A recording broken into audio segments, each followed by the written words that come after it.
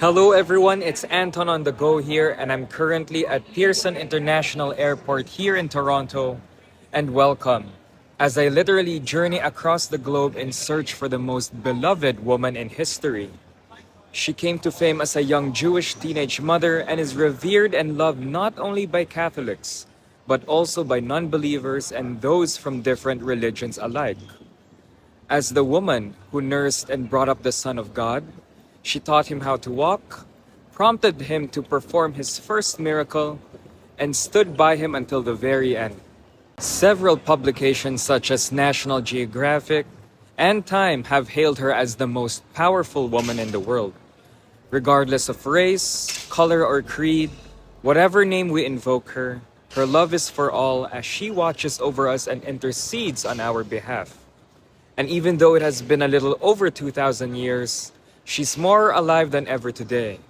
This woman is no other than the Blessed Virgin Mary, the Mother of God, and our Mother. In the last segments, I traveled across Egypt, Paris, and Japan. But for this season, as 2025 marks the Jubilee year, come and join me as I travel mainly to Italy and to the French Alps. So come and join me as I journey to some of the many places where the Blessed Virgin has touched the lives of many. From the bustling streets of Rome, where Our Lady could be found in every street corner, to the French Alps where she wept and emphasized the power of words. From sworn enemies of the Church to one man's dream which translated to a permanent legacy which can still be seen today. From a cheap plaque in a rundown Sicilian neighborhood to processions in St. Peter's Square. So join me as I go in search for the Virgin Mary.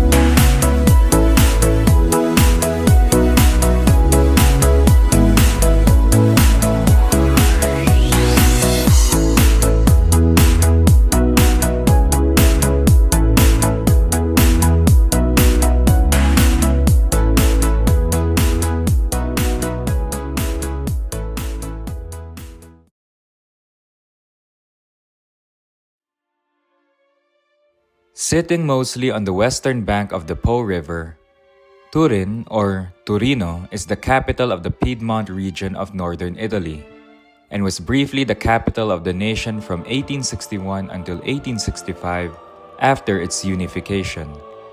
It was the political and intellectual heart of the Risorgimento, the movement that unified Italy, and driven by the automotive sector, it became an industrial hub, especially in the latter half of the 19th and early 20th centuries.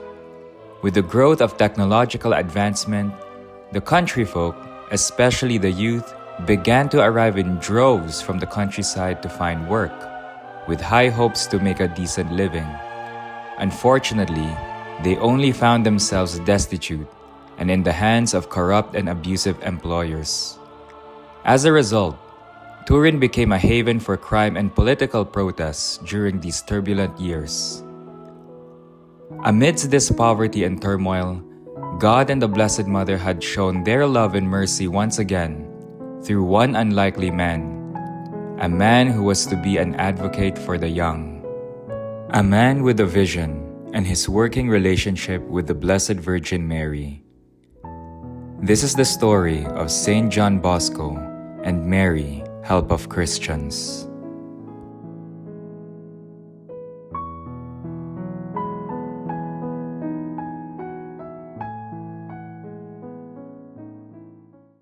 Torino isn't exactly a tourist's first choice when visiting Italy, and what was once an economic powerhouse now lies only a shadow of its former self. Despite this, Turin is home to many famous landmarks, such as the Egyptian Museum and the Mole Antonelliana. And in Catholicism, the name Turin is associated with the Holy Shroud, believed to be the burial cloth of Jesus, which is enshrined today in the city's cathedral, along with the remains of Saint Pier Giorgio Frassati, a native of Torino. However, not too far from the city center of this historical city is a neighborhood called Valdoco, where one can find a towering church in honor of the Blessed Virgin Mary, under her advocation of help of Christians. It was in this neighborhood where one of the most distinguished and highly regarded religious congregations was born in 1859 to help the poor and migrant youth during the Industrial Revolution. And all because one man listened to Our Lady, help of Christians. His name was Giovanni Melchior Bosco. Before we get into all of that, we have to go back to the very roots and heart of this devotion to the Blessed Virgin Mary, and how John Bosco fostered this devotion. From the earliest days of Christianity, the Blessed Virgin was invoked as the Mother of God and the help of Christians. The latter is an invocation which is deeply rooted in biblical scripture, particularly in the Gospel of Luke, where a young Mary visits and helps her kinswoman Elizabeth after the angel Gabriel announced their miraculous pregnancies. Church fathers such as St. John Chrysostom in the 4th century and St. John Damascene in the 8th century referred to Mary as the Helper. Throughout history, the miraculous intervention of Mary, help of Christians, delivered the faithful in moments of extreme danger and anguish, such as the Battle of Lepanto in 1571, when a fleet had threatened to invade Europe. Pope Pius V invoked Mary's help and urged the faithful to pray the Rosary. Miraculously, the Christian forces triumphed in the Battle of Lepanto.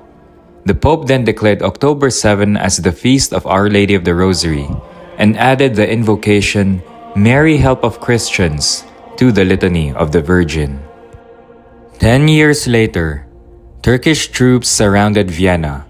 A small Christian army, led by the Polish king, John Sobieski, defeated the invaders after entrusting themselves to Mary, help of Christians. In the 19th century, Pope Pius VII was imprisoned by Napoleon Bonaparte. He promised the Blessed Virgin that, if he returned safely to Rome, he would dedicate the day of his arrival to her. Surprisingly, Napoleon began to lose battles and was exiled from France. The Pope returned to Rome on May 24, 1814, and immediately fulfilled his promise by declaring it the Feast of Mary, help of Christians the following year, on May 24, 1815. A few months after the establishment of this special feast, John Bosco was born on August 16. It was to fall into his lot to become the Apostle of Mary, help of Christians.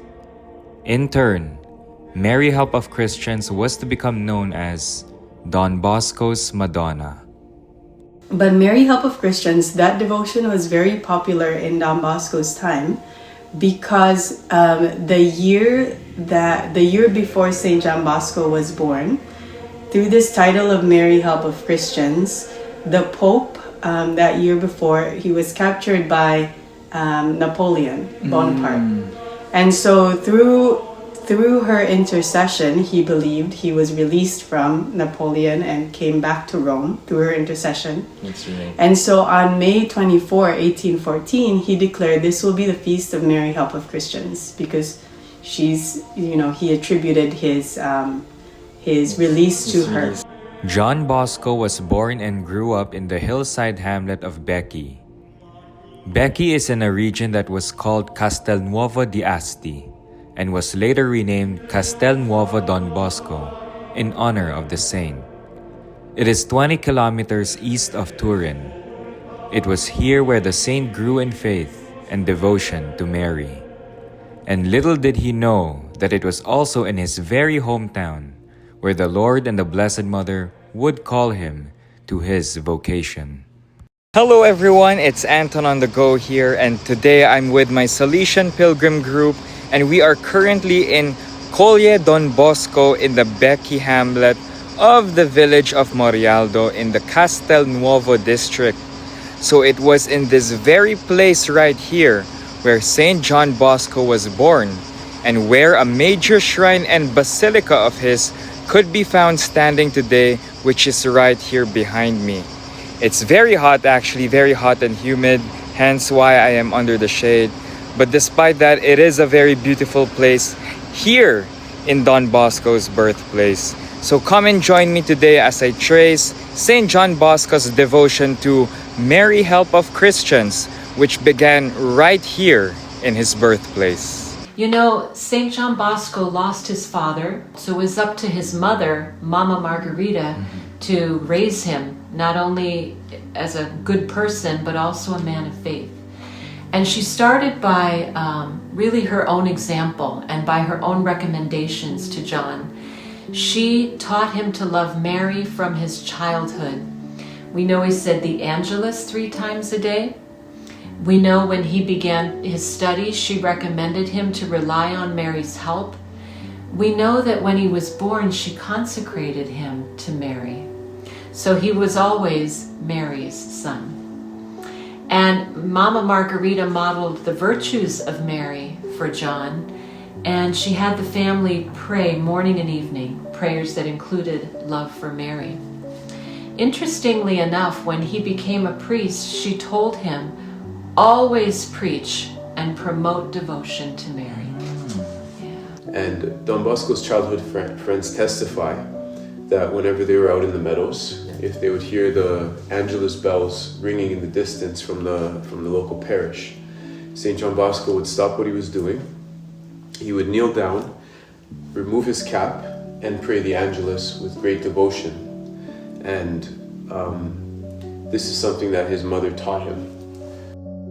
It was in his childhood home where young John Bosco experienced the first of many dreams and visions coming from our Lord and the Blessed Mother.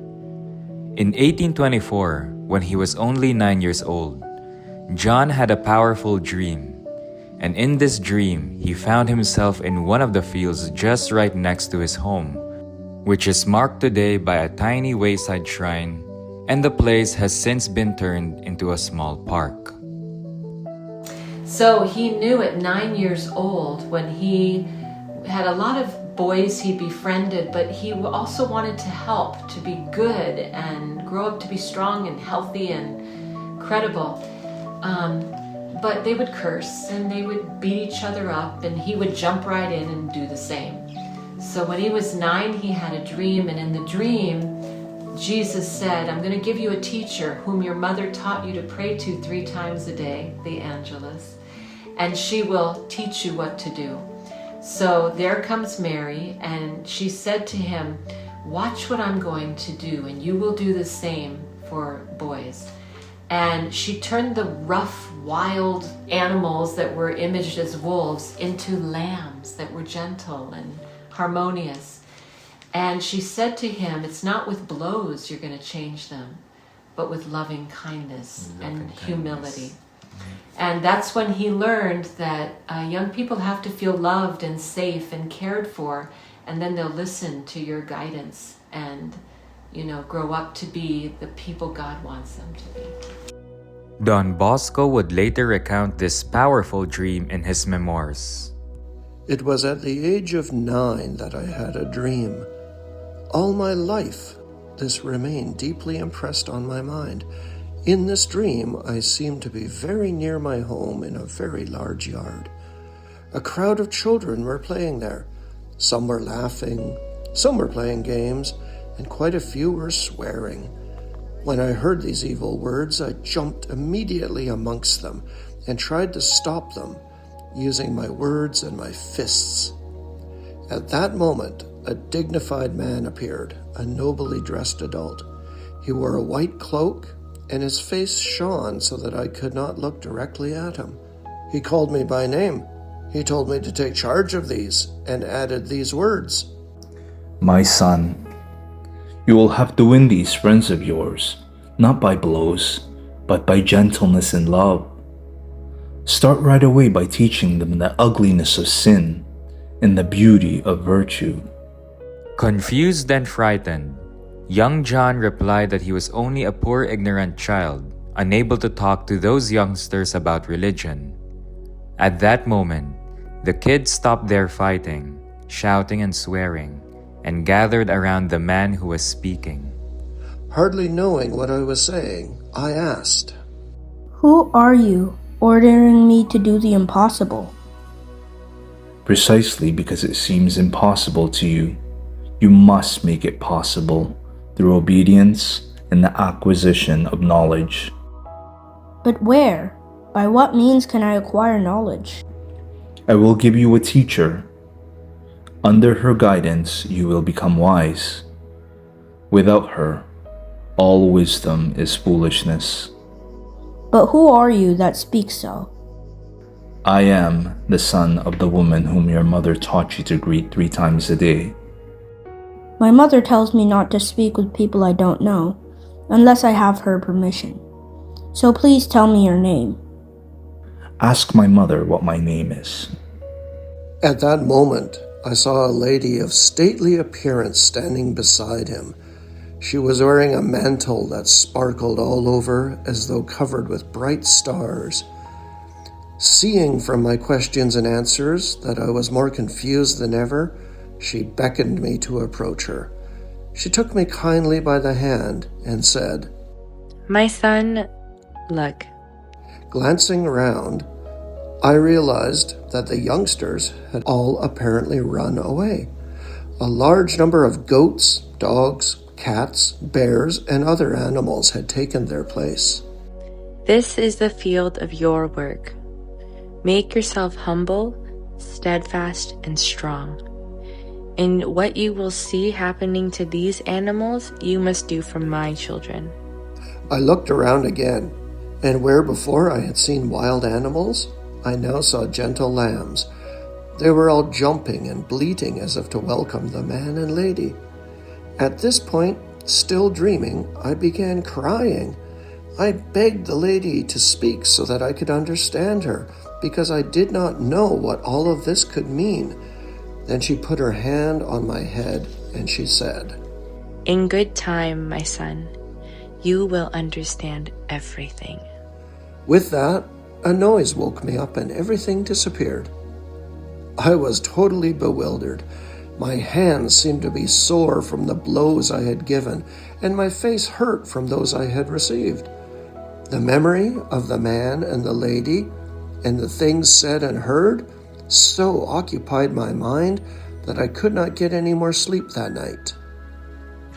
The famous dream at 9 that really introduced him to greater awareness to his vocation and mission. And so I believe that the title of Mary became like the Good Shepherdess, because that's the image that our Blessed Mother showed to him and also Jesus, pointing to him that he will be a good shepherd to the boys, educating them not by blows but by religion, by reason and kindness, especially with kindness, by winning them through his goodness and by gentleness. As a 9-year-old boy, Jesus and Mary appeared to him and they revealed to him what his mission would be: transform wolves into sheep, help boys on the edge in difficult situations to become happy, secure, faithful, like lambs. Okay? And his method, never with violence, always with loving kindness, becomes the preventive system. 9 years old, he doesn't understand. She says, I know, in time you'll understand everything. So he recounts the story and he remembers those words. So she's the one who's kind of guiding him, leading him. She appears as a shepherdess in that dream. Right, yeah. John would later realize that the man and woman he saw in his dream were no other than Jesus and the Blessed Virgin Mary. This began John's deep devotion to Mary, and while he had a strong devotion to Our Lady, he didn't initially invoke her as the help of Christians. He turned to Mary through her other titles that was familiar to him in his youth. So if you look at the span of his life, there are really 7 main devotions to Mary that emerge at various stages. We always think of Don Bosco, Mary Help of Christians, and of course he promoted devotion to her under that title. But at the heart of it was his conviction that Mary, as the mother of God, as the mother of Jesus, is the friend and guide. And if we venerate her as Help of Christians, it's precisely because she brings us to Christ, and through Christ to the heart of the Trinity. And so if we look at Don Bosco as a little boy, the first devotion to Mary that he is exposed to is Our Lady of Sorrows. And that might surprise people. Our Lady of Sorrows. Yeah. Why? Because most of us, Don Bosco, like most of us, learned to have faith in God and to trust Mary through his mother, Mama Margaret. In Becchi, where they lived, she was a parishioner of St. Andrew's Parish up in Castelnuovo, the main town. And she belonged to a confraternity of women who would gather and pray to Our Lady of Sorrows, especially to pray for the holiness of their children. It was a pretty powerful group. So he grew up as a boy exposed to Our Lady of Sorrows. When he made his first communion, Mama Margaret gave him a little religious medal of Our Lady of Sorrows. When he had to leave home when he was 12 years old to avoid the violence of his stepbrother, Antonio, he went to live with the Molia family in a town called Moncuco, and he would pray the daily rosary with the family in front of an image of Our Lady of Sorrows. Just up the hill from St. Andrew's Church in Castelnuovo is an old sanctuary, little church on the mountain, dedicated to Our Lady of the Castle. And Mama Margaret would take the boys there for picnics and for prayers. As a little boy, he would play in the wilderness, enjoy the nature, say his prayers to Mary under the title of Our Lady of the Castle. So that's him as a little boy. Then he moves as a 16-year-old to Chieri, where he begins finally his education. Spends 10 years there, does his public school and his seminary training. 2 devotions in particular emerge there. One to Our Lady of the Rosary, one to Our Lady of Grace. When he was 19 years old, he had a vocation crisis. He thought he didn't have what it takes to become a diocesan priest, didn't have the money to go to seminary, and he thought he would go to the Franciscans and become a Franciscan. And he's confused, and he seeks guidance from his friends and priests that he trusted. And he does a novena, 9 days of prayer, to Our Lady of Grace within the Duomo of Chieri. And on the 9th day, the final day of that devotion, of that novena to Our Lady of Grace, all of the answers come clear. Go to the seminary. Father Cafasso comes by with money for his first year of seminary expenses. The town blacksmith knew what he was considering. He says, no, don't go there. Go to seminary. Luigi Comolo, his friend, whose uncle was a priest, wrote a letter to Luigi to tell John, no, don't go to the Franciscans, go to the seminary. So all of this comes together on the last day of his novena to Our Lady of Grace. Wow. Another of the altars that was one of his favorites was Our Lady of the Rosary in the Dominican church, St. Dominic, in Chieri, which he knew through his years there as a student. But when he was ordained here in Turin, his 3rd Mass he celebrated in Chieri at the altar of Our Lady of the Rosary with a beloved old Dominican priest, Father Giussani, who had been his teacher as a boy. And one day little Johnny got in trouble. He passed his test answers to his friends to help them, but the teachers thought he was cheating, and they wouldn't listen to him, and they were going to expel him. And that would have been a disaster for him. Father Giussani takes an interest and says, John, tell me what you did. And he explains he wanted to give his answers to his friends who were absent during the lessons, didn't know the answers. He was trying to help them. Giussani understood. He says, okay, we'll give you a new test and see how you do. And he passed with flying colors.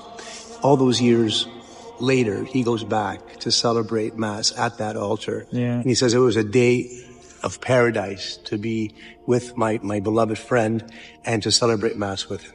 Okay? So that's Chieri. He comes to Turin to be ordained. And of course, he lives here, he dies here. The main devotion to Mary in Turin is La Consolata, Our Lady of Consolation. It's the main basilica. It's the main devotion to Our Lady in Turin. St. John Bosco grew up in Turin, and the local devotion in the place is to Our Lady of the consolation. That's right. La Consolata. La Consolata. So when St. John Bosco was growing up, he was introduced to this devotion to our Blessed Mother under the title of Consolation, La Consolata. And so much so that when his own mother died, the Venerable Margaret Oquiena, St. John Bosco rushed to the Church of Our Lady of Consolation and prayed for his mother, and then talked to Mama Mary and told her, from now on, you will be my mother and the mother of my boys. So, La Consolata. Now, interestingly, when he comes here to Valdoco, he's got no money. He barely has enough to pay the rent on the Pinardi Chapel. But he buys something. Months after he comes here, the first thing he buys for Valdoco is a statue of La Consolata, Our Lady of Consolation. You can see it in the chapel. Why did he buy this statue? To do processions with his boys in what was just fields here, in honor of our Blessed Mother on her feast days. Now, appreciate what that means. He has no money, but he somehow saves enough to buy this statue. He makes a choice. And then he's doing these processions with the boys, while from across the way at the bordello next door, the brothel, imagine all the noise and the carousing. Yeah. And so they're here doing their prayers and singing their devotional hymns, but all this ruckus going on in the background, creating an alternative universe that's positive for these boys, even though the environment was not particularly conducive to the way of life he wanted to introduce them to. So, Consolata. From that young age, we already know of his devotion to Mary. But actually, he has a great devotion to the Mary Immaculate, which is really interesting because it was even before the dogma of the Immaculate Conception was pronounced. But he had a great devotion to her, and so in his writings, you'll always hear Mary Immaculate, Mary Immaculate. Because purity is one of the virtues that is really treasured by the Salesians, especially when you're working with young people. The virtue of purity is very important. The virtues that he really wanted his boys to assume and to live is the virtue of purity. That's why Saint Dominic Savio, the first fruit of Don Bosco's educational system, also at that time created a sodality of Mary Immaculate, with its own formula of rules and also commitments. And of course, one is to really be devoted to our Blessed Mother and to live that kind of purity, not only external, but also at the level of motivation and intention. We know that when he meets Bartholomew Gorelli, he was still studying at the Convito Ecclesiastico, this pastoral institute linked to Francis of Assisi Church in the city. It's December 8th, 1841. He's only been a priest for 6 months. He's getting ready for Mass, and poor Bartholomew Gorelli, a 16-year-old orphan, is being beat up by the sacristan. And the boss says, no, bring that boy back. He's my friend. And the whole relationship happens. Yes. Don Bosco identifies that as the beginning of his youth ministry. He says it all began with one Hail Mary. So he encounters the boy. He saves him from an abusive situation. He reestablishes the boy's trust in the priest and in the fact that the church can be a positive place. And he invites him to begin a process of catechesis. He was 16, he was orphaned, he was poor, he was embarrassed to go to catechism because the kids knew more than he did, the little kids. And Don Bosco says, okay, what have I taught you personally? Would you come? He goes, yeah, as long as they don't beat me up. The Feast of the Immaculate Conception, and he begins with one Hail Mary. And then 1862, so 6 years after, he comes here in 46, so anyway, do the math. 1862, he has the dream of the two pillars, which we see in the church at the back. On one pillar is the Eucharist. On one pillar is Mary, the Immaculate Conception.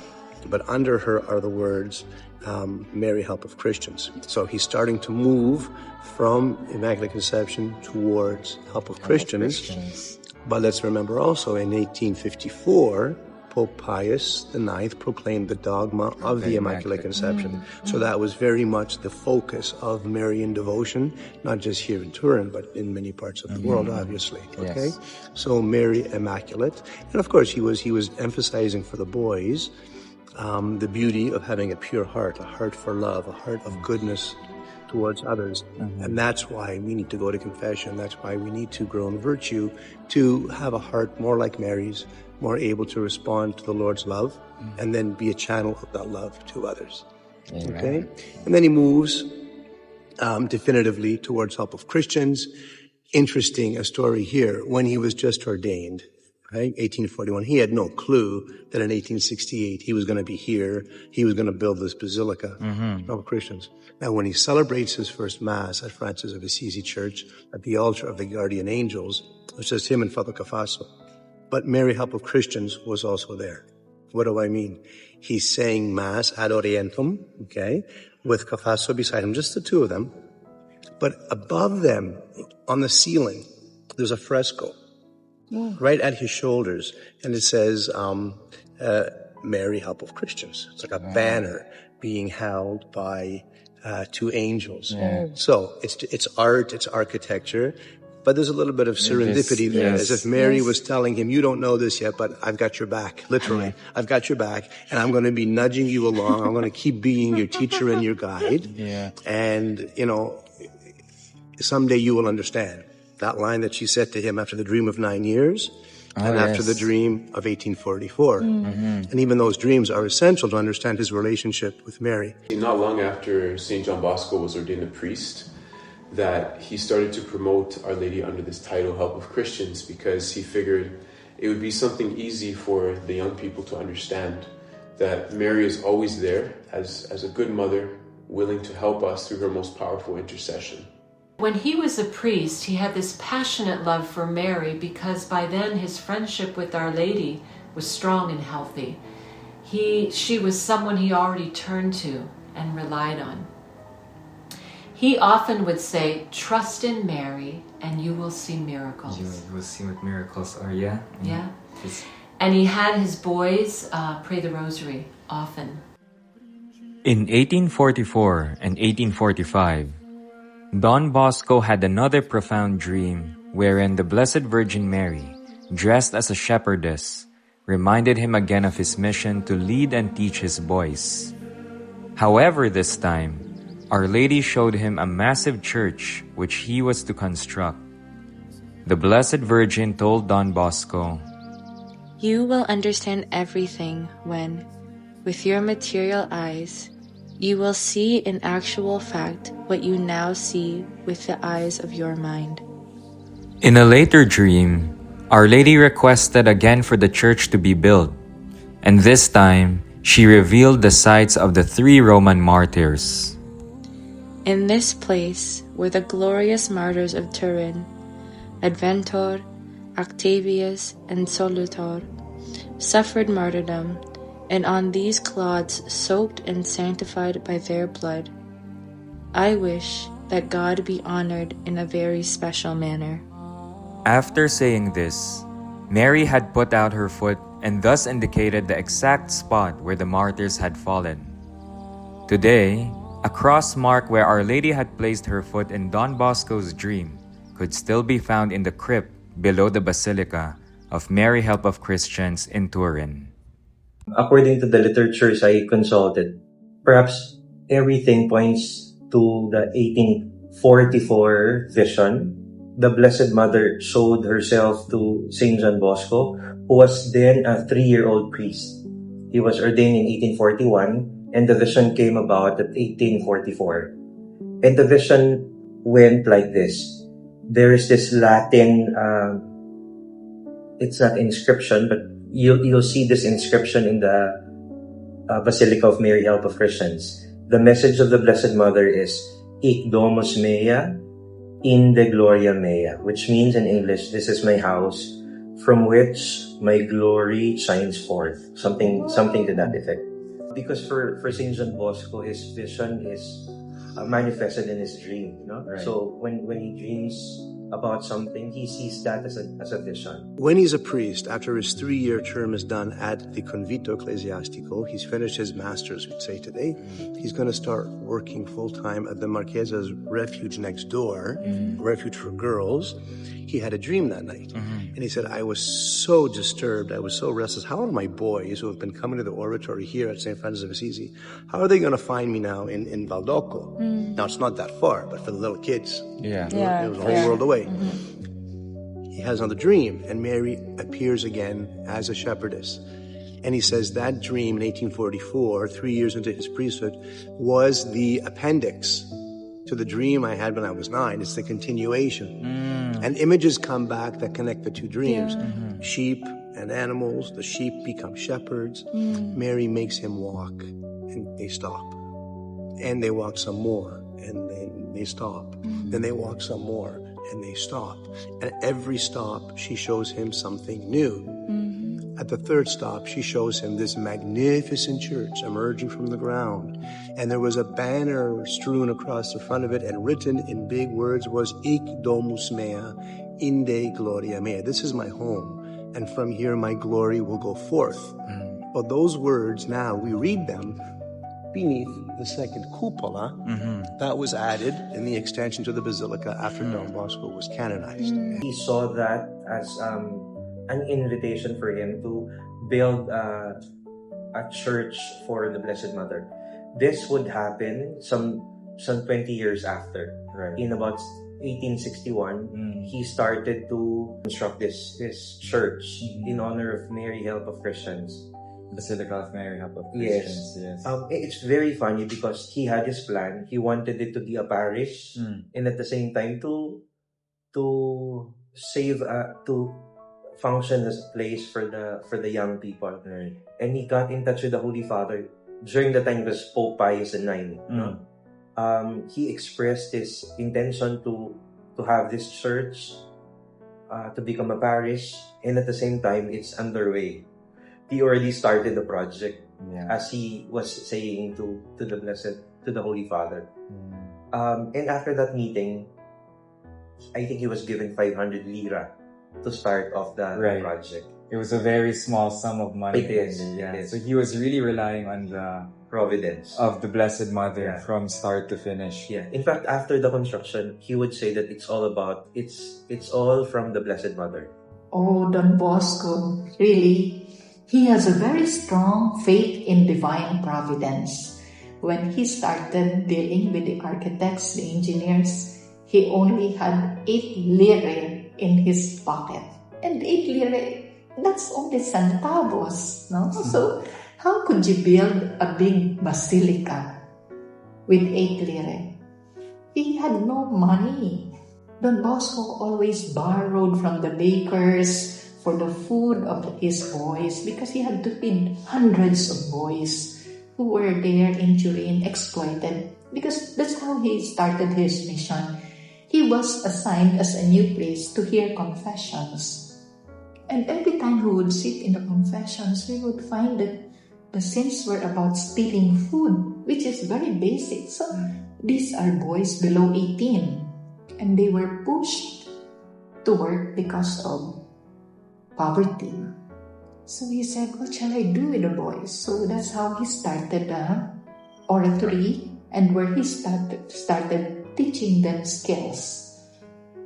Shoemaking, repairs, and then all these machine shops. So that's how Don Bosco started making them productive citizens, honest citizens, and at the same time teaching them about heaven, the real goal of everybody, to be with God in heaven, the salvation of souls. No? So, Don Bosco started building that basilica by trusting in God's providence. To give you an idea as to why the building of the Basilica of Mary, Help of Christians, and this particular devotion to her is very significant, it's important to learn about the socio-political climate to which Don Bosco had to face on a daily basis. As Don Bosco was growing up, there was this big struggle of suppression of all religious organizations. And so when he was starting his work and he felt that opposition, then he started invoking the help of Mary, help of Christians, because of all the battles that she's won through her intercession under that title. Because of the social and political situation of that time, wherein there were many forces that are against the church, St. John Bosco fell in love with this devotion to Mama Mary under the title Help of Christians. So it came in late.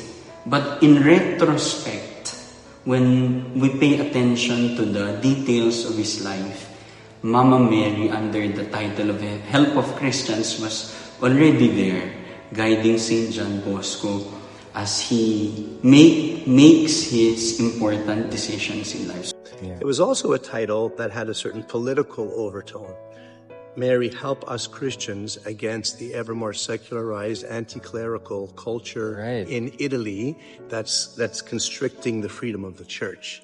So there was the purely pastoral dimension, and there was the kind of subtle political motivation to give the faithful courage and resistance against so much opposition. Okay. It's very interesting that you mentioned that. So what was happening in Italy during Don Bosco's time? Well, a lot. So essentially you have the movement from restoration to the rebirth. Yeah. Napoleon had been here until 1814. They threw him out the year before Don Bosco's birth. Right. And so he's growing up in this new time in the peninsula of Italy. The country as such did not exist. There was still a collection of principalities and duchies and the papal states, the huge stretch of property running up through central to the north of what's now Italy.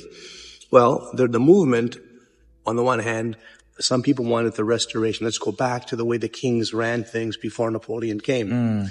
Then you have the more liberal left wing, we'd say today, moving towards the risorgimento. Let's found a democratic republic. The unification Part of that would include the unification of Italy, which meant the confiscation of the papal states. And so Don Bosco comes here, for example, in 1846. The unification happens in 1861. It continues progressively. In the meantime, there are a lot of liberal laws being enacted in Turin, in Piemonte. Turin was the capital of the Piedmontese the kingdom at the time. Okay, so in 1848, the king, post-Napoleon, Carlo Alberto I, he writes a statute, and a lot of positive things came out of that, like he gave emancipation to the Jewish community and to Protestants, who until that time the Jews had to live in ghettos. And the Protestants and the Jews didn't have full social rights like Catholics. So now everybody is the same. That objectively is a positive thing. But it coincided with the 1850 Sicardi laws, which, among other things, took away the church's ancient power to censor the press, which by itself is not a bad thing. But what happened? All these peoples who are now free to express themselves with issues against the church, against God, against the Pope, against Don Bosco, they are producing and publishing books and newspapers and flyers, anti-Pope, anti-Don Bosco, anti-church. Yes. And all the faithful were getting confused. So Pope Pius IX tells Don Bosco, tells the priest, listen, priest, can't we launch a Catholic tsunami? Can't we publish materials that tell our story our way so we can guide our people? That's right. Okay, so this is happening in 1850. Don Bosco has been here since 1846, and he's working in this atmosphere of tremendous social reform. Land ownership laws had been changed, so you had more people.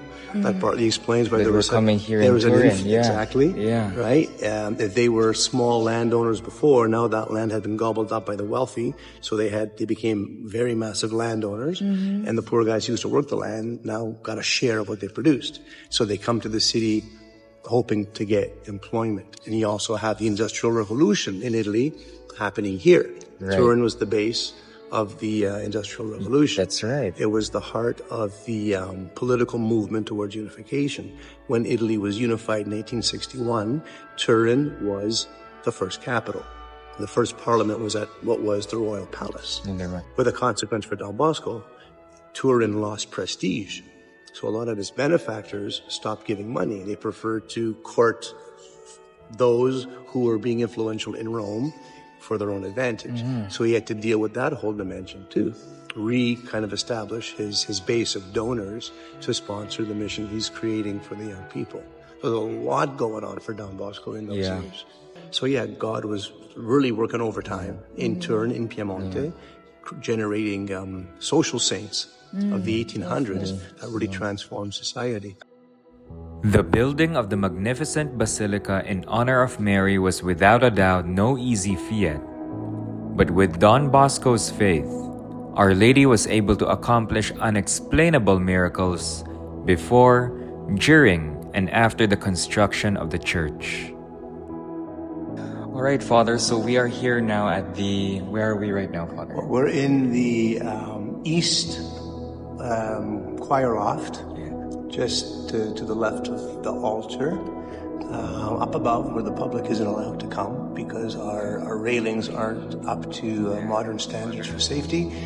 But we snuck up anyway. Thank you so much. Mary wanted this. Our Lady wanted this. We're so near. So yes, thank you very much for this, Father. Now, as we mentioned a while ago, the building of this basilica has a very interesting and colorful history. Could you share like how Don Bosco built this monument to Our Lady Help of Christians? When he built this, he had no money, and already people thought he was crazy because the project he was developing got him into a lot of trouble with city officials and different political personalities and even his clergy friends and all of that over the years.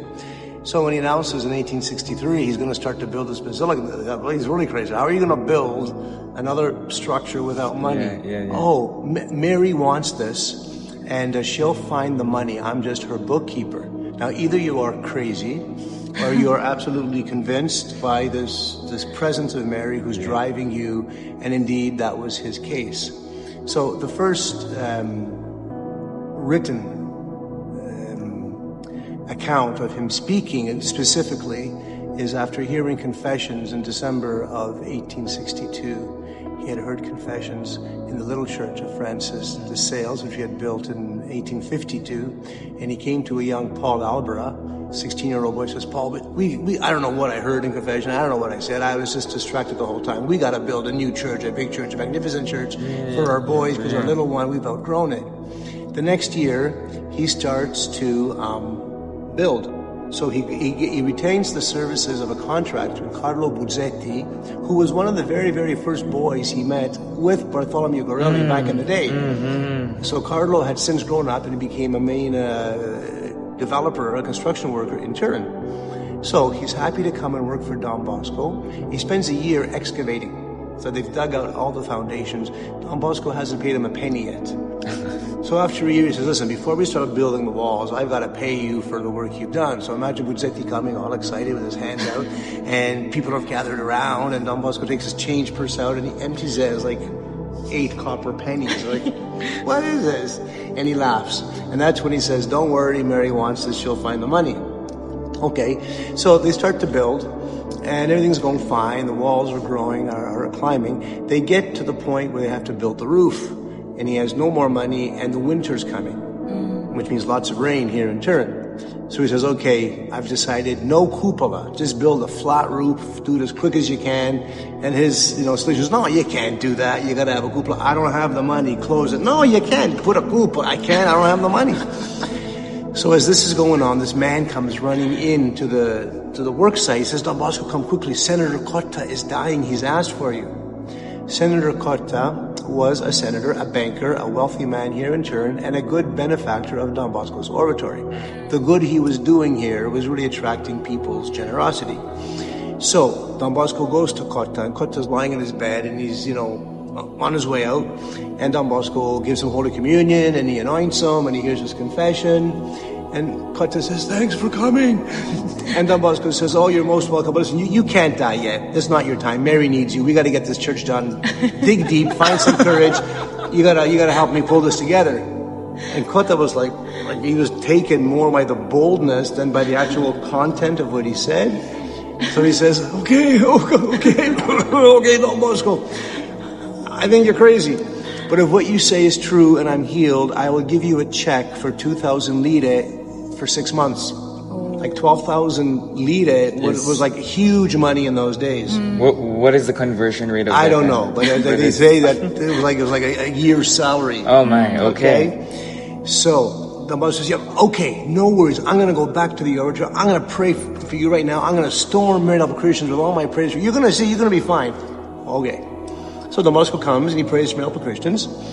And sure enough, 3 days later, guess who strolls in looking fresh as a fiddle? Senator Cotta. And he's walking and he's in great form. And he says, doctors can't explain it. I guess you were right. I feel great. Here's your first check. And then the next month, the second check, and so on for 6 months. That's how he was able to build the cupola. Okay? There was another story of a woman who had chronic fever and coughing for months, and she was on her deathbed, and she asked for Don Bosco, and he goes and he prays with her, and she says, I would give anything to be healed. And she had money also. He says, well, what are you willing to do? She says, anything. So he goes, pray a novena to Mary. What do I have to do? Our Father, Hail Mary, glory be to the Blessed Sacrament in honor of the Eucharist. Ask Mary to help you. But, okay, do I have to do an act of charity? Well, if you really feel like you're getting better, make a donation to the church. And so she does the novena.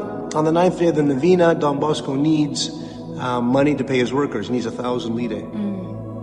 And again, he gets summoned by one of these ladies' servants who says, come, the Signora wants to speak to you. And he goes, and she says, oh, feel great. Here's 1,000 lire.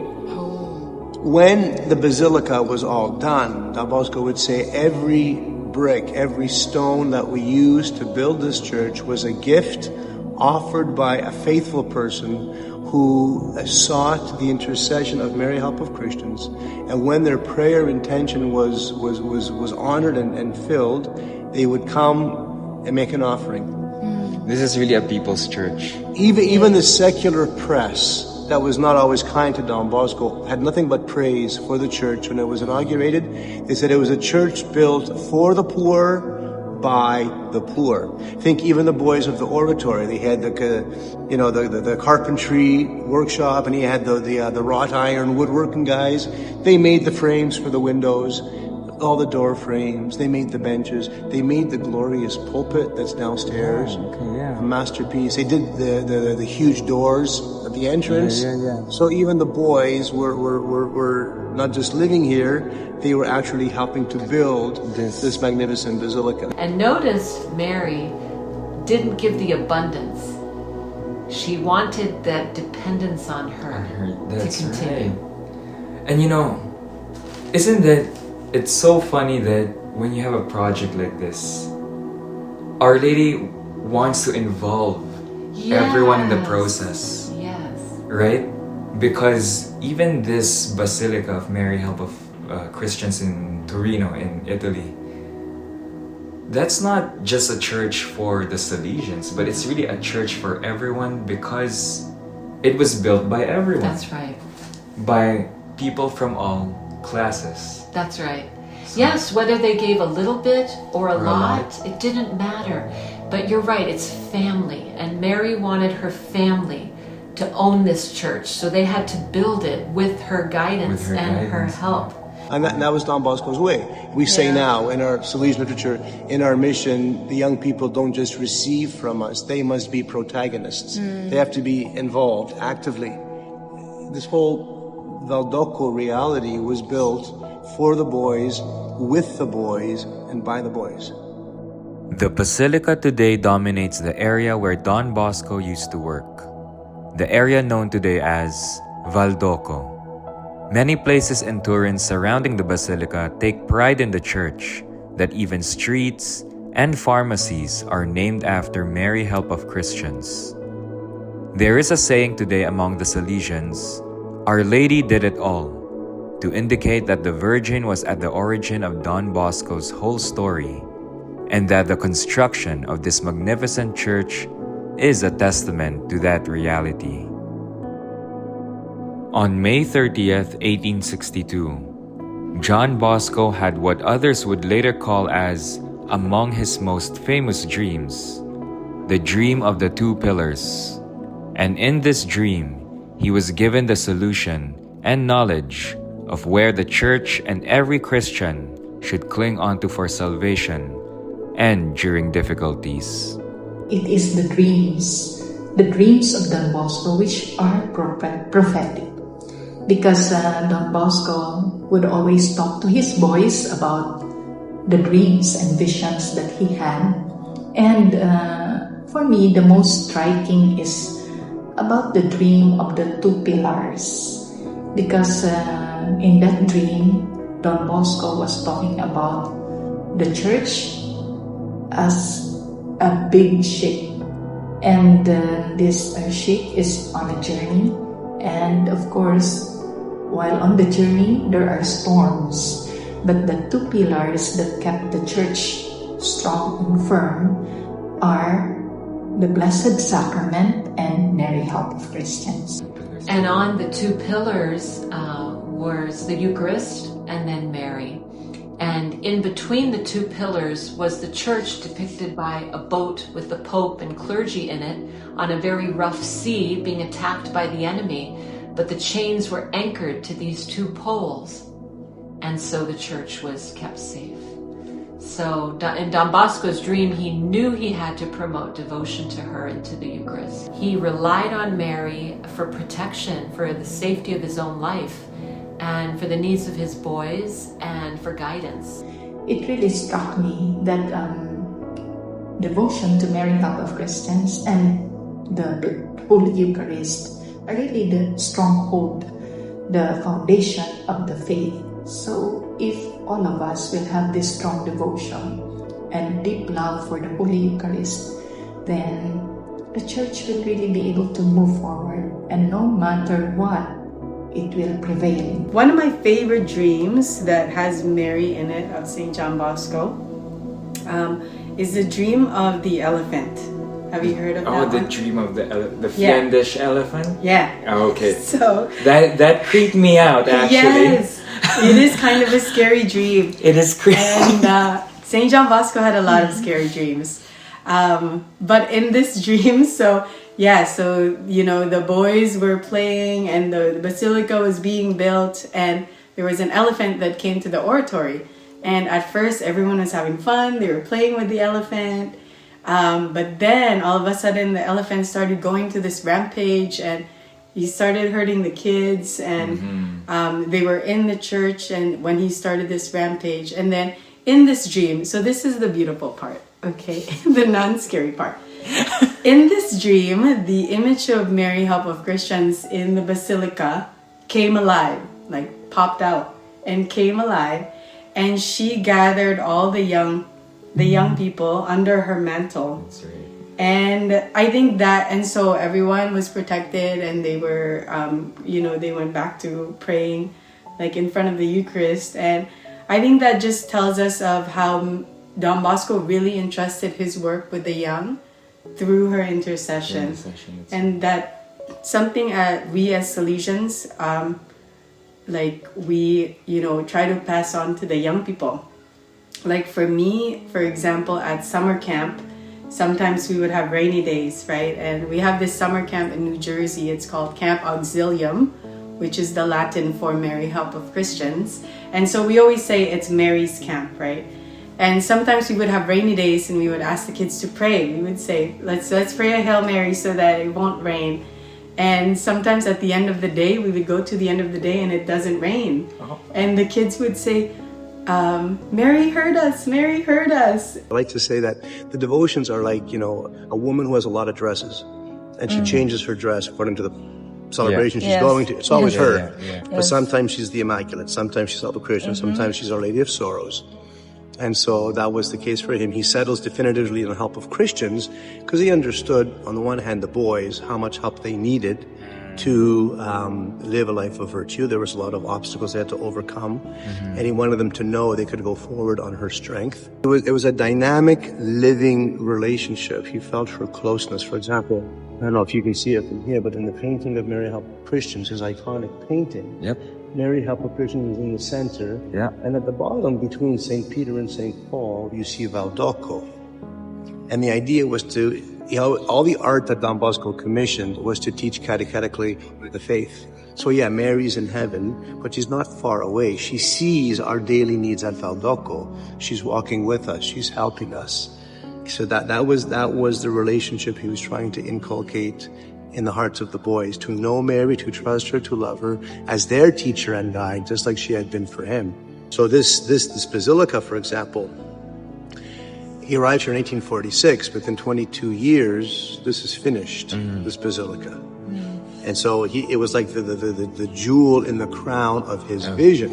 The kids are living here, they're studying here, they're working here, they're playing here, they are praying here. He builds this church primarily for the boys, that they have a place to come into and feel like they're being taken up into heaven, to be encouraged, to be lifted up, no?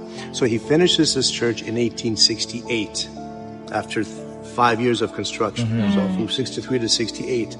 The next year after that, 1869, he founds ADMA, the Association of Devotees of Mary Help of Christians.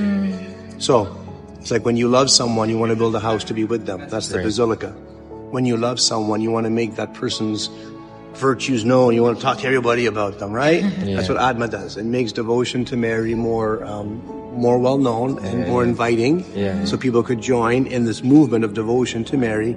And then in 1872, so 4 years after finishing his church, he wasn't content to have a monument in stone to Mary. He wanted to have a monument in living stone. And so he founds the Salesian Sisters with Mary Domenica Mazzarello, who we see right over here. We're just beside her tomb, as a living monument. That's why he called them the Daughters of Mary Help of Christians. They tend to go by today Salesian Sisters, because people identify with that name more automatically. But their official name is Figlie di Maria Ausiliatrice, Daughters of Mary Help of Christians. He said at the end, he wanted that he did not only build that famous basilica in Turin of the Basilica of Mary Help of Christians, but he said, I want to have a living monument of gratitude to Mary Help of Christians, whereby there will be living images of Mary. And one of the rector majors also said, whenever, of course, this is when he was thinking of founding a female religious congregation, he was saying the sisters will be living images. They will be the helpers of Christians.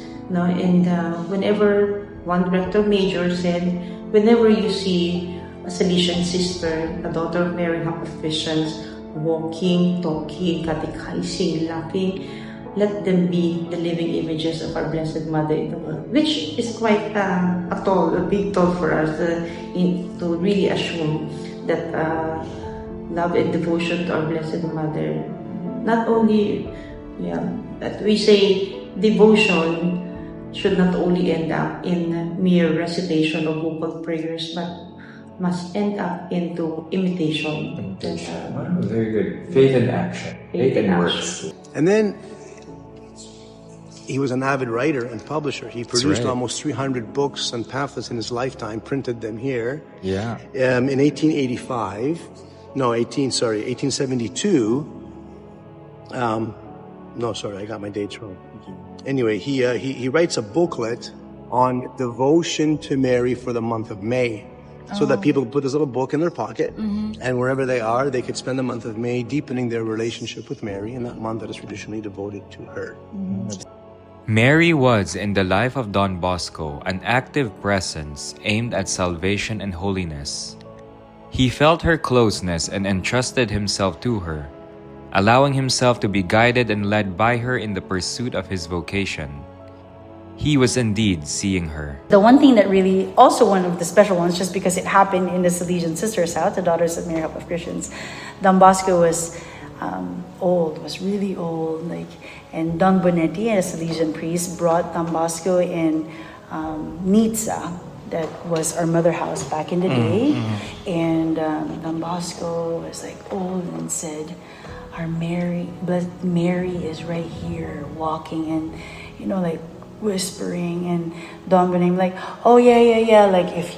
if you love the Blessed Mother, if you do this, and sisters, thank you for all you do. And Don Bosco's like this old man, no, that's not what the Blessed Mother is truly here. She's in our midst. And Dumbledore like, oh yeah, and kind of like paraphrasing what Don Bosco was trying to say. And I find like, no, the Blessed Mother is walking here in this house. And for us, we are called Daughters of Mary, Help of Christians, right? We're living monuments of gratitude to Mary.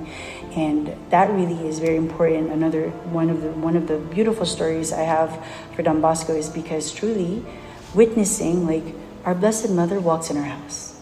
And it's just so beautiful. Like, Don Bosco truly sees her, listens to her, allows her to truly be Don Bosco's guide and help. He would go on to say, nobody comes to a Salesian house by accident. Yes. Mary always leads them to the Salesian house. He was convinced of that, absolutely convinced of that. Even, well, think about the Salesian sisters, how Don Bosco was convinced and Mary Machuela was convinced that everything that they were doing was inspired by Mary's active presence. In this case, in the world of the sisters, to do in the feminine what Don Bosco had been doing in the masculine, with their own charism, but certainly in the same spirit as everything Don Bosco had done. Michael Rua commissioned the painting of the cupola. Yes. That is right over there. Yeah. And that was a promise he had made in thanksgiving that he was able to stay here. Michael Rua commissioned the painting of that cupola, and the artwork is called The Glories of Mary. So as Don Bosco was dealing with his challenges socially, ecclesiastically, here, all the changes going on, he sees that as an ongoing story of Christians being helped to come out of oppressive situations through Mary's guidance. So the cupola really is designed in two halves. One half is historical. 3 moments in history where Mary intervened powerfully as help of Christians to liberate Christians from oppression. 1571, Lepanto. Yeah. 1683, Vienna. And then 1814, Pope Pius VII being liberated from Napoleon. So this is how the devotion is growing. So you have this half of the painting depicting these 3 major historical interventions of Mary as help of Christians. On the other side of the cupola is how she continues to liberate Christians from oppression through the Salesian mission. It's not so much the oppression of the Ottoman Turks or of Napoleon, but the oppression of lack of education, lack of faith formation, not knowing, not being evangelized. So the Salesian half of the dome depicts Don Bosco with his young clerics, with the Salesian sisters doing catechism, teaching school, going out to the missions. You see indigenous people there. So what she has done in history over the centuries, she's continuing to do to help Christians, specifically here through the mission that she revealed and that she guided in the Salesian world.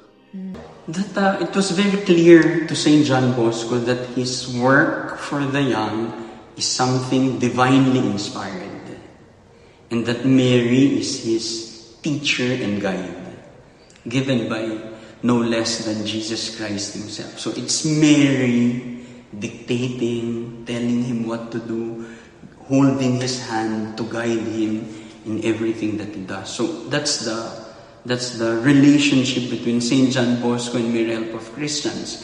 In fact, St. John Bosco would say that it's Mary who is the real foundress of our congregation. He's not the founder, but Mary is the foundress of our congregation. So it's more of St. John Bosco paying attention to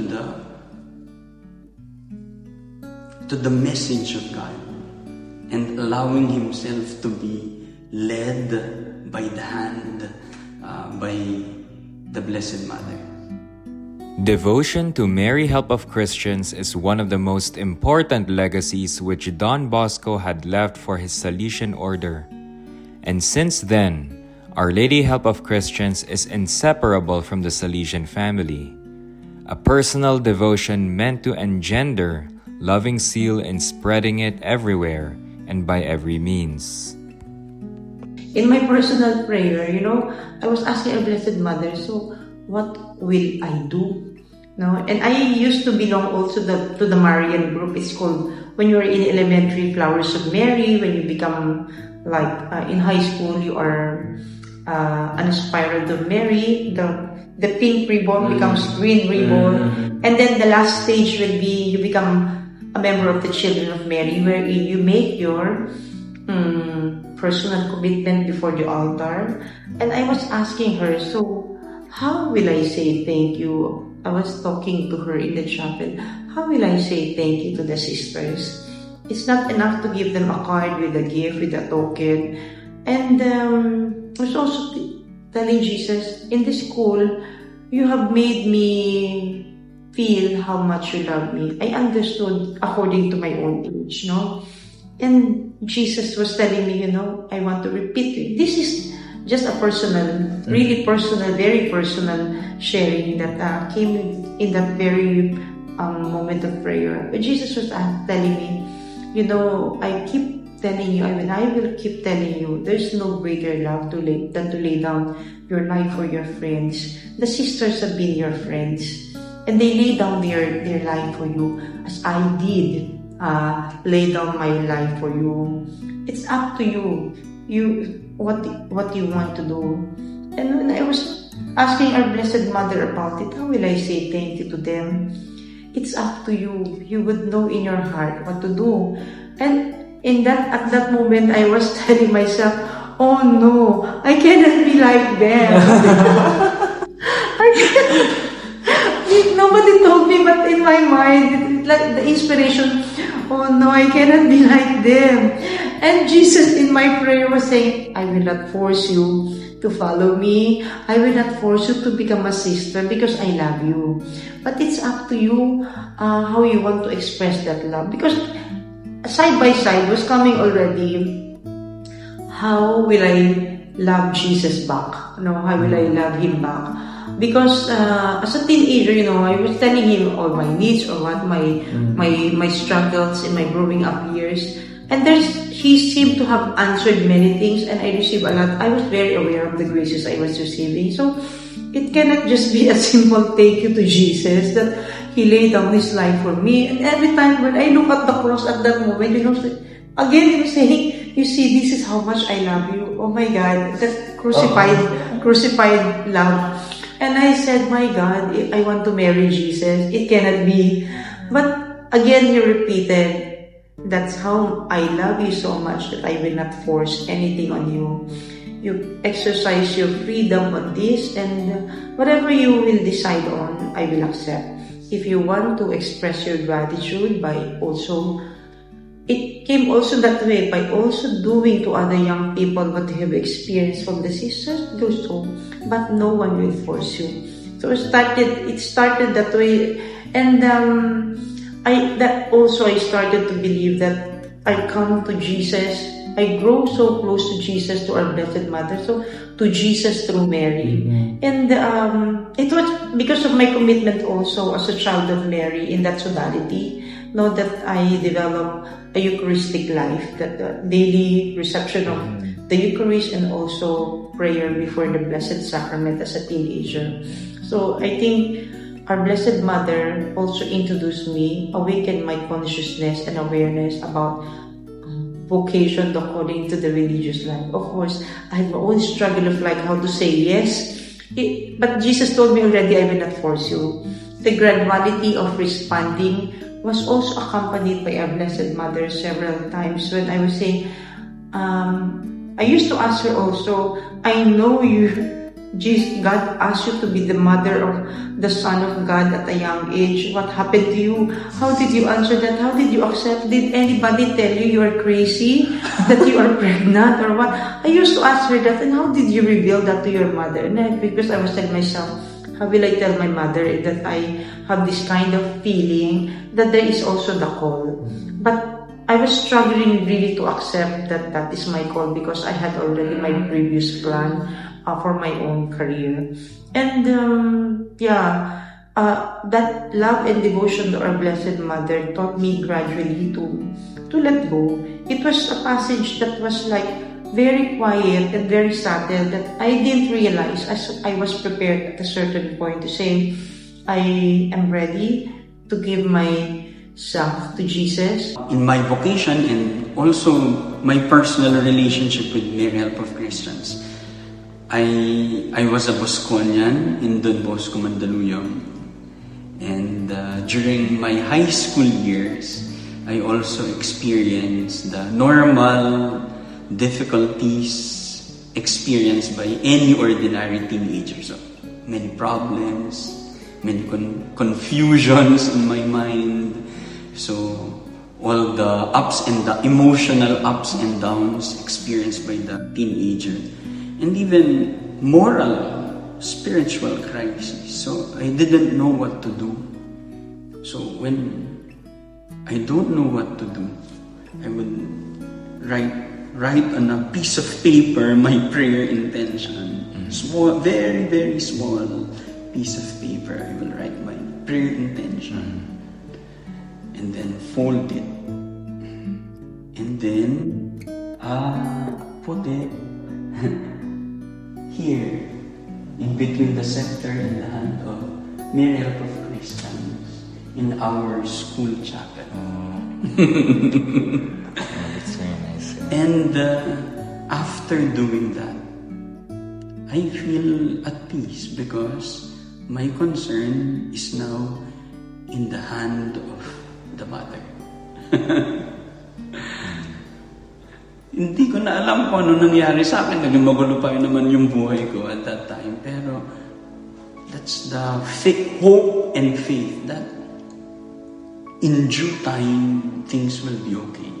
And now, as a Salesian, I am more at peace. I think God, through the intercession of the Blessed Mother, heard my prayer. Conversion and vocation. Conversion and vocation. That's beautiful. Every day, every moment, I feel her guiding hand. I feel her presence. And that is why I'm confident as a Salesian. It's a humble confidence.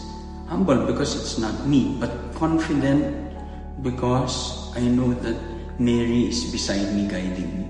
So maybe beyond the extraordinary stories, it's more of the daily experience of being guided and supported by the loving Mother. I really do credit my religious and priestly vocation to Our Lady's intercession. So I noticed that in my own life, when I started to pray the Rosary daily, when I started to wear the brown scapular, I was invested in it. That's when I noticed that my relationship with God started to grow in leaps and bounds. And so for me, Our Lady inspires me in so many ways. She's helped me with her prayers, and her title, Help of Christians, reminds me that like any good mother, she's always there for me to help me whenever I have to work through life's challenges. Yeah, so there have been times when I've felt stuck with certain tasks or certain projects, and sometimes I'll just set everything aside and I'll go and walk and pray the Rosary, and it's incredible. I'll just get a sudden inspiration while I'm praying the Rosary, and it'll show me the way forward. So this reminds me of just how powerful Our Lady's intercession is, and that she truly is our help. So I actually grew up in a Salesian parish. So when I moved to Canada, we moved to a parish in Surrey, BC. It's called Our Lady of Good Counsels, Council, and it's run by Salesian priests. And so I kind of grew up in that Salesian environment. And I remember very early on, I was in high school, that one of the Salesians taught us to say 3 Hail Marys before we go to bed. That was in high school. And up until this day, I kid you not, like that's the last thing I do before I close my eyes, is I pray those 3 Hail Marys. And I just feel like in her protection that I can get or receive the graces that I need for the next day. So that's probably one thing that, you know, even from my youth, I've carried on up until this day, and I really feel her motherly closeness through that. The other thing also is When I was growing up in that parish, we had a huge replica of the painting of the Dream of the Two Pillars that you can see in Turin. Yeah. That same painting, it was there at my parish. And so that dream was right in front of me every time I prayed in that parish. And I remember growing up and trying to discern my vocation, and my spiritual director at the time, he would always ask me, what is it that makes you the happiest, or what do you think your mission is? And I couldn't really answer it. And eventually I was able to answer it. And I think through that dream and seeing that every day when I went to Mass, I could really answer that, because I knew the Eucharist and Mary at a young age, that I wanted to bring the young close to the Eucharist and Mary at a young age, because I know that whatever trials they go through, whatever difficulties they go through, if they have the Eucharist and Mary, like, what more can you need? That God can safely bring you through any of those if you have those two pillars. And so I think that she's been there, and she's been inspiring me in my vocation. Also now as a sister, actually, like, very early on, so we have these things in our community. At the end of the night, the sisters give us a good night, which is actually a tradition of St. John Bosco. St. John Bosco, yes. Yeah, giving us a good thought before we go to bed. And one of the sisters, this was early on, I was a postulant, so my second year in my formation, she said to us, very just like familiarly, she said, you know what I love about Mary Help of Christians, like the image of Mary Help of Christians, is that if you look, she's carrying Jesus like this, right? But in depictions of Mary, there's many ways where, like, Jesus could be facing. In some, for example, Our Lady of Good Counsel, Jesus is facing Mary, because it's kind of like she's counseling her and she's like passing that on to us. Right.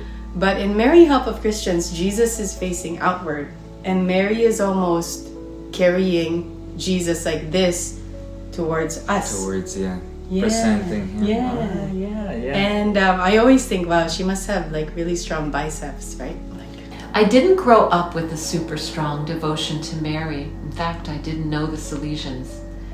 But I did see my grandma every morning in her rocking chair pray her rosary, and we kids knew that's special time, stay away. So I guess that was the beginning of awareness. Then when I went to the Salesian Sisters camp, and they said to me, okay, we're going to give you I was only at 17, we're going to give you the oldest girls to take care of, please lead the rosary. I didn't want to tell them I didn't know how. So I said, all right, okay, you do the first mystery, second, third, fourth, fifth. I thought, okay, piece of cake. One of the girls must have caught on that I just didn't grasp it fully, and said, well, what mystery comes first, the visitation or the Annunciation? And I just said, that's fine, yeah, like that. And she goes, no. That's when I promised myself I will learn how to pray the rosary. But as any high schooler, you come home from school, do your homework on your bed, push the books off, stretch, fall asleep, and then wake up. That's how I would try to pray the rosary. And this is it's a precious story to me, but I'll share it with you.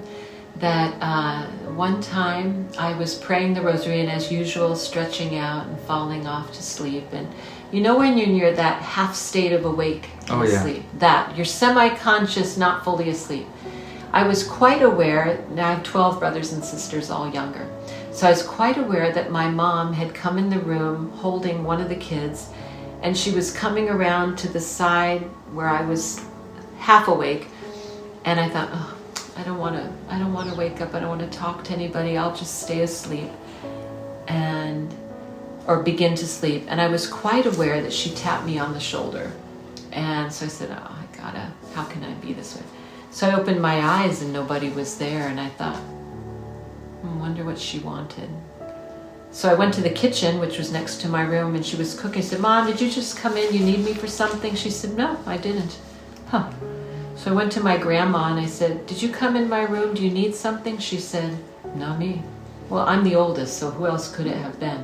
So I concluded as I was kind of letting go of the rosary and this tap came in, that I was supposed to say the rosary. And from then on, I have loved it. And I find that when I pray it for people's needs, you know, good things happen because it is Mary who wants us to take care of each other. That's what the rosary is about. It's helping one another. I'll tell you one story in which she protected us, guided us, but protected us. I was living in Philadelphia, and my community was going to drive down to the university in Washington, D.C. on a winter day. And roads get icy at that time. But I was driving in the left lane on the freeway and heading down there. And yes, I did see cars, a couple of cars by the side of the road, but I didn't think anything of it. Unbeknownst to me, we hit black ice. And I could feel the car this was all in fractions of seconds. I could feel the car had lost its traction.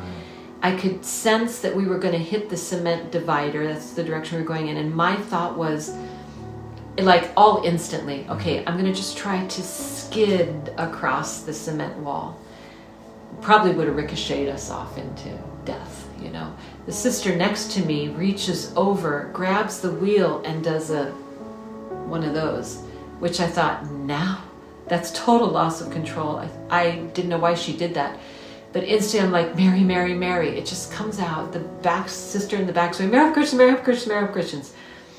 What happened was all the traffic behind us saw it and slowed down, gave us 100 yards of spinning room. Like no one was going to hit us, and there was traffic. We ended up at the side of the road on the shoulder of the right lane in the correct direction, just fine. Like nothing happened? Like nothing happened. Like carry on. And I'm like, okay, I'm done driving now. But I tell you, it was Mary. Oh yeah. And almost any sister can tell you of stories where you call on her and you can actually like touch, sense her protection. That's just one. So I call on her in danger without thinking, and just really, the rosary is my treasure, because Don Bosco had many dreams of the rosary. Oh yeah. I can point to a particular experience when I was in the novitiate. My mother got hospitalized, and she had this cancer in kidney, stage 3. No? So when I learned about it, I was praying an extra rosary. Because we are Salesians of Don Bosco, part of our daily regimen is to offer the rosary every day. And we do that as a community, not just personal recitation of the rosary. But perhaps when you go to other Salesian communities in over 136 countries, you'll see that the schedule of the Salesians is there. After the meal, the supper in particular, you have the communal praying of the rosary, walking.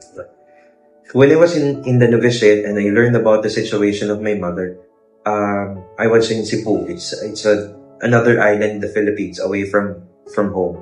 And so what I did was to offer an extra rosary every day until I received the call that she was okay. And that happened 18 years ago.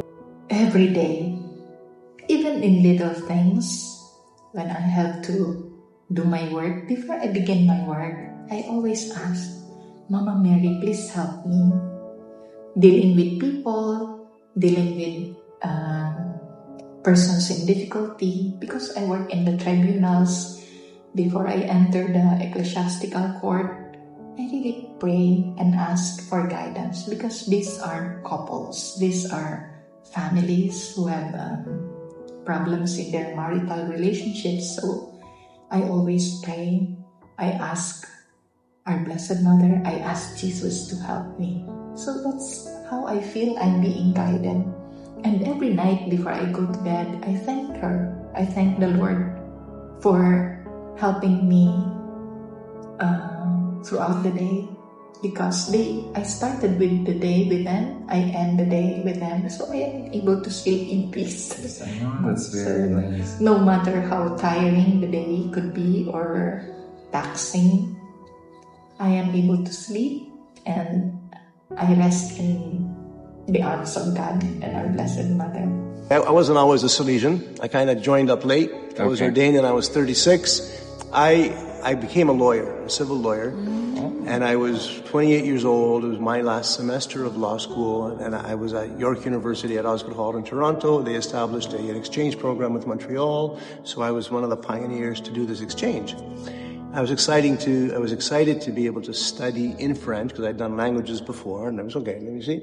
But deeper than that, and I didn't tell anybody, is like I needed some place different than home. I could feel I was in a different place in my life. I had to grow.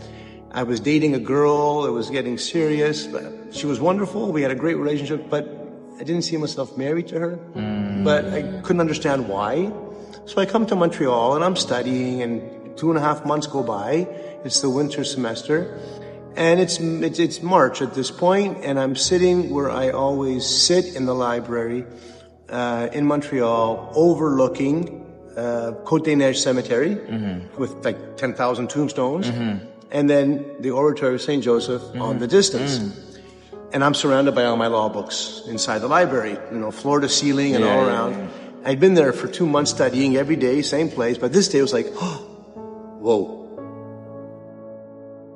This is my world, but I'm not made for this world. The church is, I know there's God, I love Him, but I like that you're on the hill, kind of far away. Don't bother me, I got things to do, but I'm glad you're there. And then the tombstones, like I'm 28, I'm in love, I got my career opening up, and it's like, I'm going to be dead someday. I never thought about that before, right? You're young, you're healthy, you're strong. I'll be dead. But between today and the day I meet God, what do I have to do with my life? Like when I'm dead, what has it been all about? And I knew in an instant it wasn't to do law. That was a goal I gave myself. Could I do it? And I did it. But I knew God was asking me something else. So I'm in Montreal. I don't know a lot of people. I was like, oh, I'm so confused. Like, what do you mean? Like, what do I do? Like, do I finish the semester? Do I not finish? Who do I start to talk to? Right? So the Mary piece, in that time of confusion and fear and even excitement, but mostly confusion, I remember picking up the rosary, which I neglected for years. But the rosary was particular. When I moved to Montreal, I packed my own luggage. I didn't pack a rosary. When I unpacked my luggage, I found a rosary in January. And I was like, oh, Mom. Mother obviously came along, opened my bag, and stuck in this rosary. And I just threw it in the drawer until March. Where's that rosary? Where's that rosary? And I didn't even remember how to pray the rosary. It had been so long. I went to St. Joseph's Oratory, the bookstore, and I bought a little booklet, and I learned to pray the rosary. And that was extremely consoling for me, and it was bringing me peace. I couldn't understand it, but I could not deny it. And I know for certain, as I was praying one day, in my heart of hearts, I heard, don't worry, take my hand and trust me.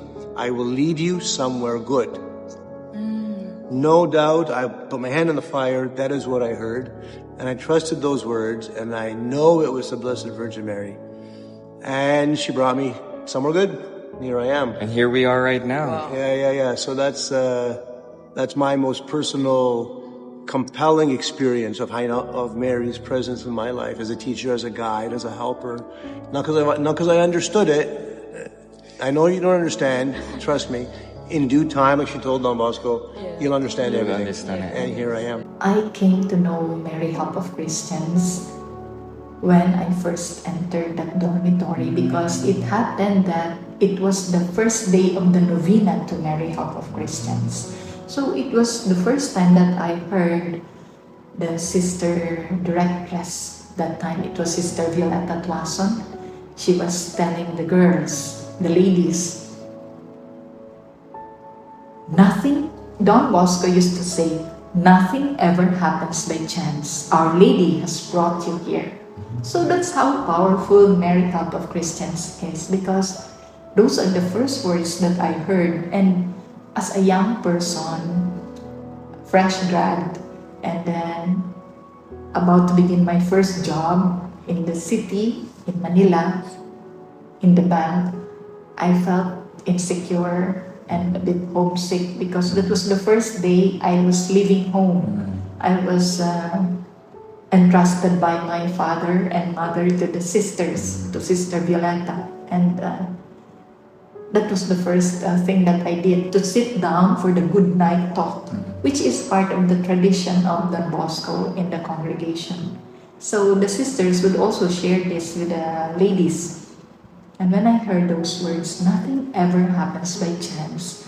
Our Lady has brought you here. So that started my personal dialogue with Mama Mary. I asked Mama Mary, nothing ever happens by chance. Why did you bring me here? And this question led to further questions. What am I going to do with my life?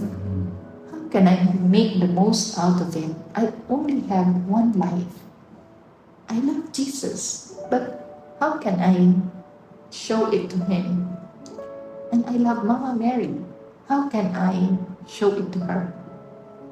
So I was confused at the time, but somehow the attraction was there. The attraction to give my life to Jesus and to Mary. So that's how powerful Mary is. Look at the picture. See that? That is the same picture, the same portrait that you will find at the Basilica of Mary Help of Christians in Turin, Italy. And really, Mary is powerful and alive.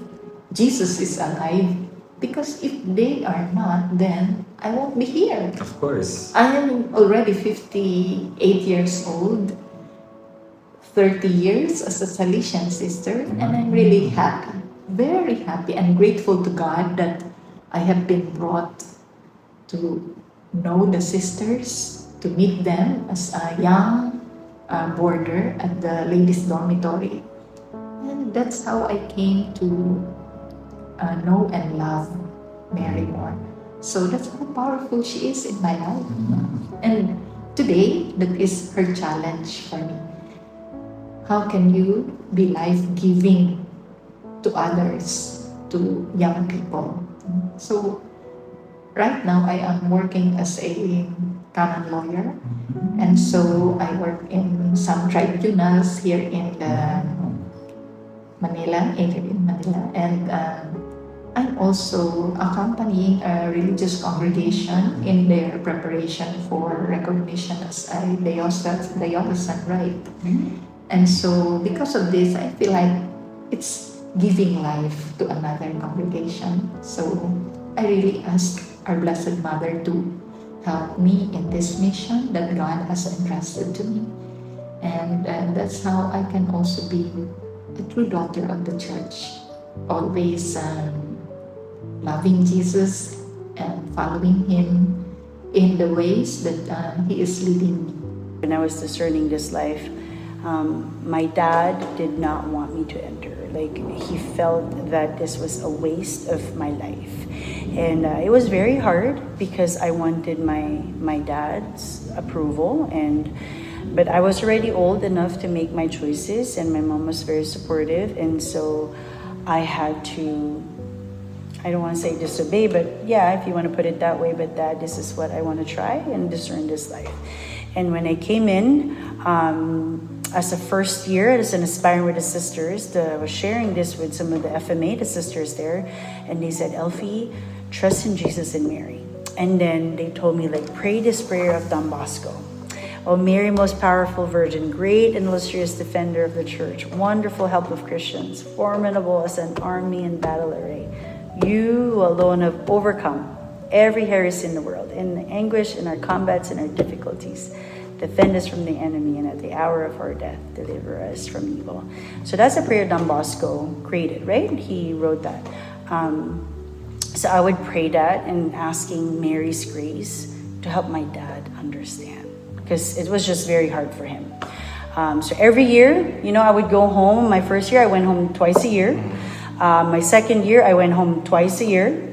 And then my third year, like, they came to visit. Like, my parents can come visit, like the beautiful Salesian family, right? But my dad is always still skeptical. Like, the sisters are brainwashing me that this is not the life for me and all that stuff. But still asking the Blessed Mother, Mom, please, Mary, help my dad. So when I made first profession, I was not really expecting my dad to be there, but I would love for him. And he showed up and he asked me a question, like, and said, asked me, it's like, Elfie, are you happy? Aww. And I said to him, you know, I was like putting his butt in the air, and I said, Dad, I would never trade it for the world. And he felt moved, like he was tearing up and crying, and he said, that's all I ever wanted.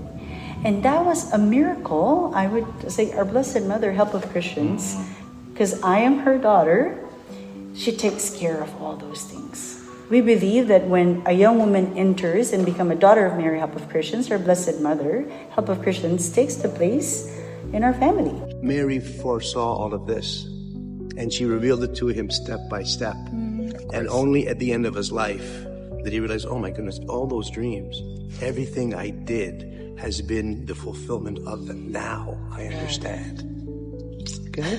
So that's, in very broad strokes, the movement of his devotion to Mary, always to the Mother of Jesus, with various emphases on the different devotions. At the end of his life, you know, Don Bosco said, of all the things that I've accomplished, and think of what he accomplished, he founded the SDBs, the FMA, he sent missions all over the world. She accomplished everything. She accomplished everything. And if only I had had more faith in her, how much more I could have accomplished. And finally, I'll end with this. He says, if you want to see what miracles are, be devoted to Jesus in the Eucharist and pray to Mary. He's always linking Mary's help to bring us to Jesus. This is important. We don't adore Mary. Don Bosco didn't adore Mary. We adore only God. Yes. We venerate Mary and we reverence her profoundly as Help of Christians, because specifically she brings us into the heart of Christ, who brings us to the heart of the Father and the power of the Spirit. Okay, so that's... While he accomplished a lot, John Bosco's mission wasn't easy. In one dream, the Blessed Virgin led him to a beautiful porch that was filled with roses. Our Lady then asked him to walk the path of the roses, and as he did so, Don Bosco realized that the roses concealed extremely sharp thorns, to the point that his feet began to bleed. The Blessed Mother then told him, You should know that the path you have walked among roses and thorns symbolizes the care you must take of the youth. You must walk in the shoes of mortification. The thorns on the ground represent the sensitive human affections, sympathies, and antipathies that divert a teacher from his true goal, that hurt him, hinder his mission, and prevent him from forming and reaping reeds for eternal life.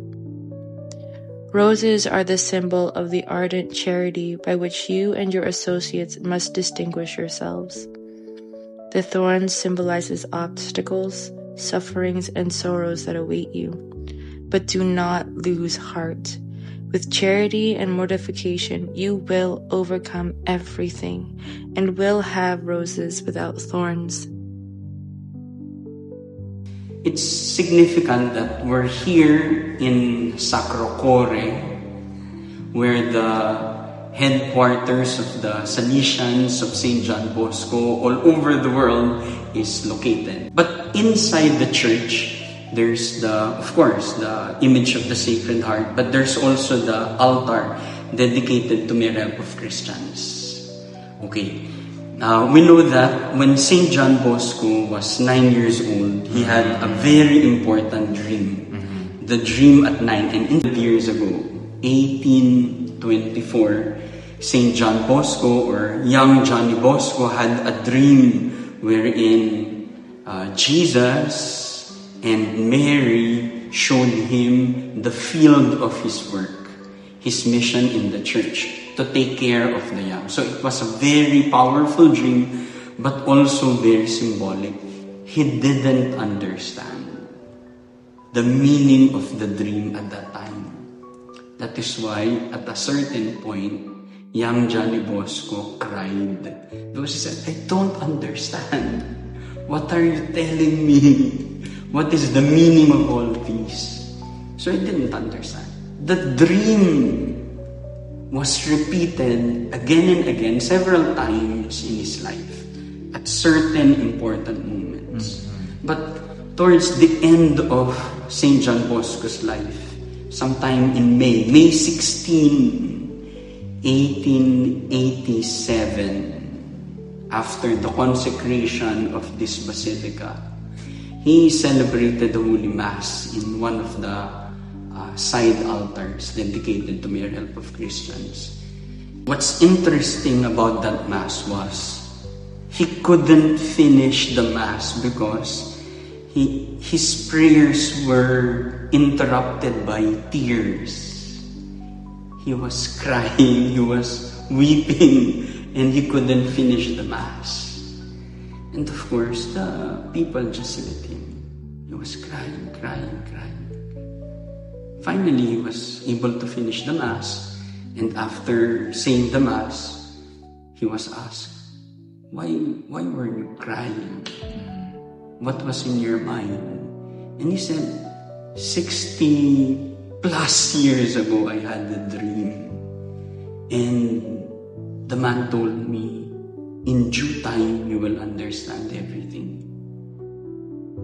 Today, I understand everything. Yeah. John Bosco passed away on January 31st, 1888 at the age of 72, and he was canonized a saint in 1934. Throughout his life, he accomplished so much because he simply listened to Mary's voice and followed his dream. More importantly, the dream which Mary gave St. John Bosco that made him dream. This dream to encourage young people to discover their own dreams in life as a way of living out God's dream for them, which is centered on love, gentleness, charity, and purpose. Today, the Salesian congregation can be found in almost every country, and the Salesian spirituality cannot be understood without Our Lady, because for Don Bosco, Mary was everything. The Blessed Mother continues to call us to pursue our dream, but more so, to follow the path which God has intended for us, to follow that dream. And for those who are watching, you don't have to figure it all out at once right now. As Mary had said, she is our guide, and in due time, we will understand everything. What about you? What is the dream that makes you dream? For more content, please click like and subscribe on Anton on the Go. God bless and Ave Maria. Mary, Help of Christians, pray for us.